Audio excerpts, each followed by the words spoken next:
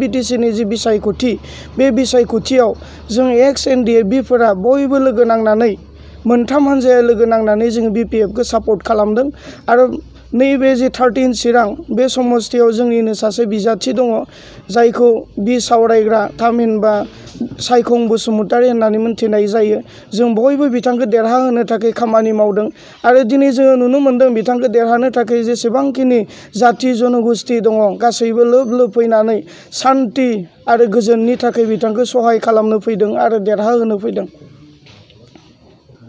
रायजो राजाफोरनि सिगाङाव मा मोन्थोरखौ लानानै नोंथांमोनहा भटनि बिसायख'थि फोसावनायखौ दायो मावफुंबाय थानानै दङ?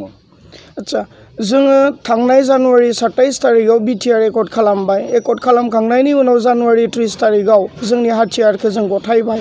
माने जोङो हाथियार लानानै सोमावसारनायखौ फोजोबनाय माने जोङो सान्तिखौ नागिरदों।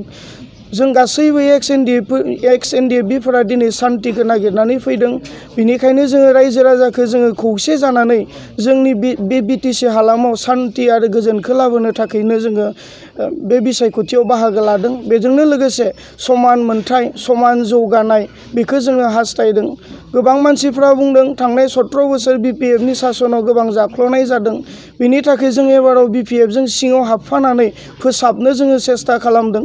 फैबाय थानाय समाव बेफोरबायदि सिगाङाव जि जालांदोंब्ला जाख्ल'नायफोरा जालांदोंब्ला फैबाय थानाय समाव जों एक्स एनडिएफबिआ दायित्व लालांगोन, नेतृत्व लागोन आरो जोङो फोसाबलांगोन। बिपिएफ आफादखौ जोङो गुरग' होगोन।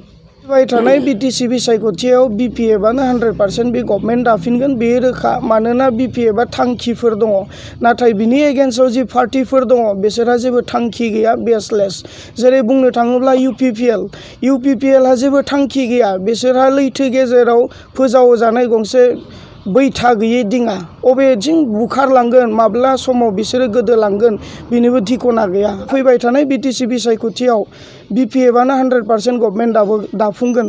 बेराफारसे बेखौबो बुंगोन दिनै बिपिएफआ थांनाय 17 बोसोराव मा मावलांखो बेखौ बुंनानै रायजो राजानियाव भट बिदों। नाथाय इउपिपिएलआ बिपिएफआ जेबो मावाखै होननानै भट बिदों। बेखौ रायजो राजाफ्रा मेगनजोंनो नुदों।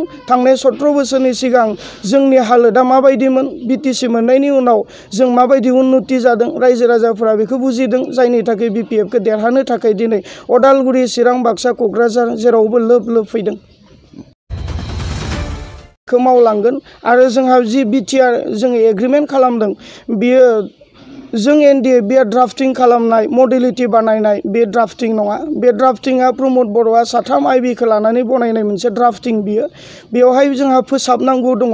जेरावनोखि गामि दानख'नाय बेफोरबायदि दङ। जेरावनोखि बिटिसिनि पावार एन्ड फांसनफोरा बिटिआरआव गाहायसिनावसो फैनायखौ जोङो नुनो मोन्दों। बिनिखाय जोङो बेफोरखौ फोसाबलांगोन, रिभिउ खालामगोन। रिभिउ खालामनानै इमप्लिमेन्टआव जोङो लाबोनो नाजागोन। बेराफारसेथिं 2003 सनाव जेब्लानोखि बिएलटिआ बिटिसि एकर्ड खालामदों बियो इन्डियान कन्स्टिटिउसननि सिङाव थानाय 6 सिडिउलनि आन्डाराव बेखौ एकर्ड खालामदोंमोन। नाथाय थांनाय जानुवारि 27 तारिखआव जि बिटिआर एग्रिमेन्ट खालामदों बियो भारतनि संबिजित थामहिनबा भारतनि कन्स्टिटिउसननि सिङाव एकर्ड खालामनाय बे नङा। बेखौ जोङो पार्लियामेन्टआव लाबोनो नांगोन। पार्लियामेन्टआव 2/3 एमपिफोरा बेखौ गनायनानै लानांगोन, मदद होनांगोन। बिनि उनाव हाइकर्टआव लाबोनांगोन, सुप्रिम कर्टआव लाबोनांगन। बिनि उनावसो बे बिला आयेन जानानै जोंनि आसामाव फैगोन। आसाम सरकारा एनअसि होनांगोन। बिनि उनावसो बे इमप्लिमेन्ट जागोन। नाथाय दिनै इउपिपिएलआ जिबायदि बुंदों इउपिपिएलनो भट होब्लासो बिटिआरआ इमप्लिमेन्ट जागोन बायदि बाथ्रा बुंगासिनो दङ। नाथाय बियो सोंखारिथाव।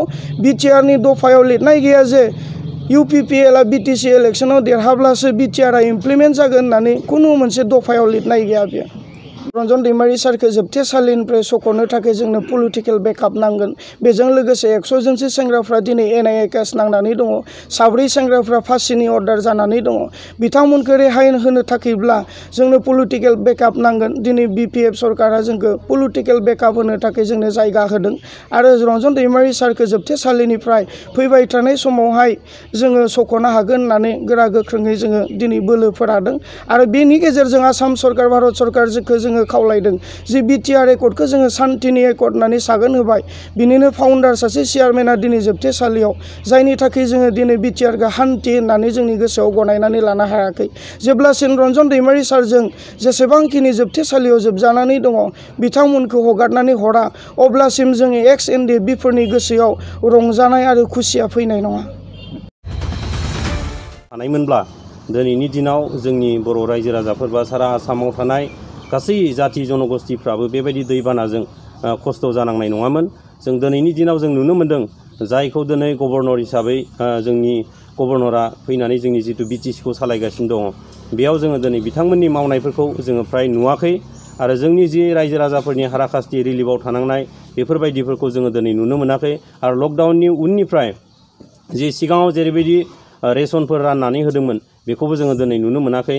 बेनिखायनो जोङो खावलायदों आसा खालामदों बियो दिनै जोंनि बर' जातिनि सासे नेता नङैखाय बियो जोंनि गांनाय उखैनायफोरखौ बियो जेबो साननाय नङा आरो आं बेखौसो नुबाय थादों जे जोंनि जितु दानि बारहावायाव बेखौ एक्चुअलि गासै बर' रायजो राजाफ्रा जोंनि थाखानाय बिटिसिनि लिडारफोरखौनो सालायनो होनायमोनब्ला बियो मोजां जागौमोन।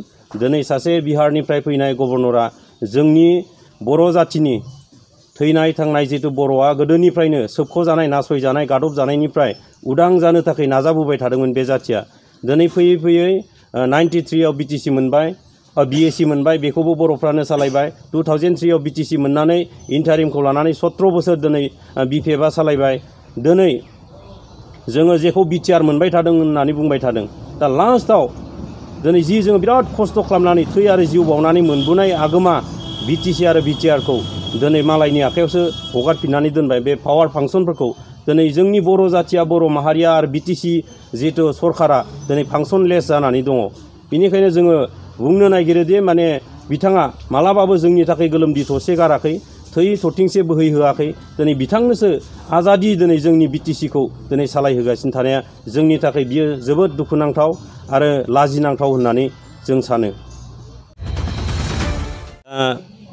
जितु फैबाय थानाय जि बिटिसि इलेक्सन बेयाव जोंहा एनडिएफबिनि जितु स्टार्टिंनिफ्राय लानानै बिएसएफनिफ्राय लानानै दाबुजेननाय जाय फाउन्डार डिआर नाब्ला दैमारि सारनि हान्जा आरो जोंनि जितु धीरेन बर' सार आरो लोगोसे बि सावरायग्रा सार लोगोसे माखासे जितु टप लिडारानो जि गबिन्द ग्रुप हान्जानिफ्रायबो जोङो मोनसे कअर्डिनेशन कमिटि दानाय जादों आरो बिनि जुगिदिनो जोङो जोंनि जितु 2020नि 27 जानुवारियाव जि मोनसे बिटिआर एकर्ड जाबाय बिनि जेसेबांनाखि मावनांगौ हाबाफारिफोर दङ इमप्लिमेन्टेसन खालामनांगौ दङ आरो जोंनि सेंग्राफोरनि रिहाबिलिटेसननि खोथा दं थैनाय थांनायनि बिथांमोननि रिहाबिलिटेसननि खोथाफोरखौ लानानै जोङो कअर्डिनेशन कमिटिखौ जोङो दानाय जादों आरो बेजोंनो लोगोसे जोङो सिन्था खालामदों जे जोंनि जितु एकर्डनि उनाव जि इमप्लिमेन्टेसन खालामनांगौ दङ